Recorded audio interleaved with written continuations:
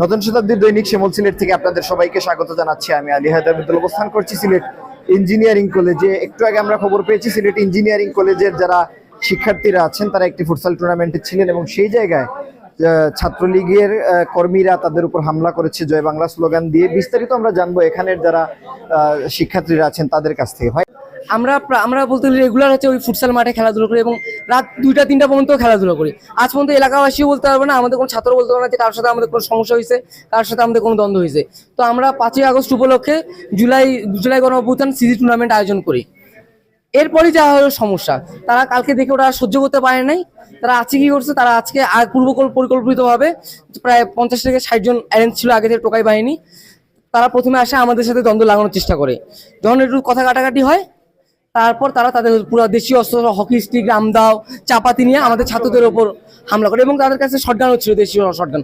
এবং আমাদের কয়েকজন, এখানে আমাদের 11 থেকে 12 জন ভাই গুরুতরভাবে আহত হয়েছে। প্রায় তাদের খুব খারাপ অবস্থা।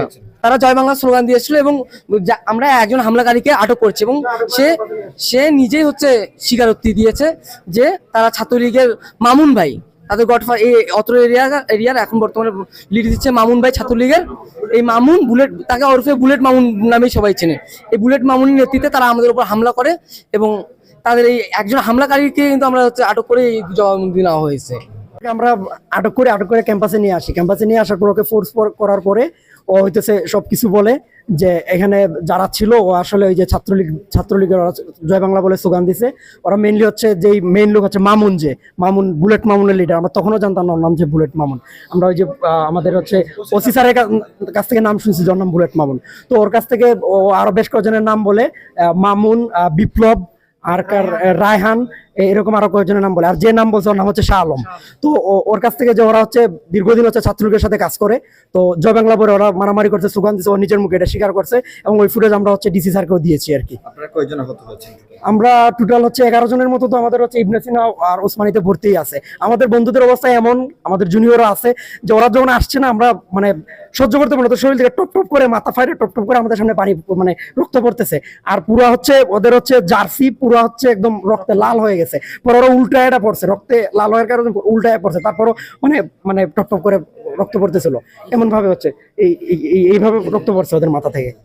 তো আমরা মানে এটা হচ্ছে কি চাই যে কেন আমাদের সাথে এরকম করা হবে? আমরা তো জুলাই স্মৃতি টুর্নামেন্ট এটা করছি, তো ছাত্রলীগ ওরা সহ্য করতে পারে না। ওরা 5ই আগস্টের পরবর্তী ডেভিল হান্টের ইয়াতেও কিন্তু ধরা পড়ছিল এবং সে জেল খেটেও আসছিল এবং জেল থেকে বেরোয় আবার সে এগুলো শুরু করছে এবং পড়াশোনা আমাদের সামনে মানে একটা বলে ঠাট্টা মশকরা লাগাইছে যে সে এতদিন ধরে হচ্ছে এই ইয়াতে তাণ্ডব করতেছে, অরাজকতা করছে, কিন্তু পড়াশোনায় কিছু করতে পারছে না। অথচ এই মামুনি অত্র এলাকায় কিন্তু প্রায় তাকে দেখা যায় সে খেলতেছে, সে শোডাউন দিচ্ছে।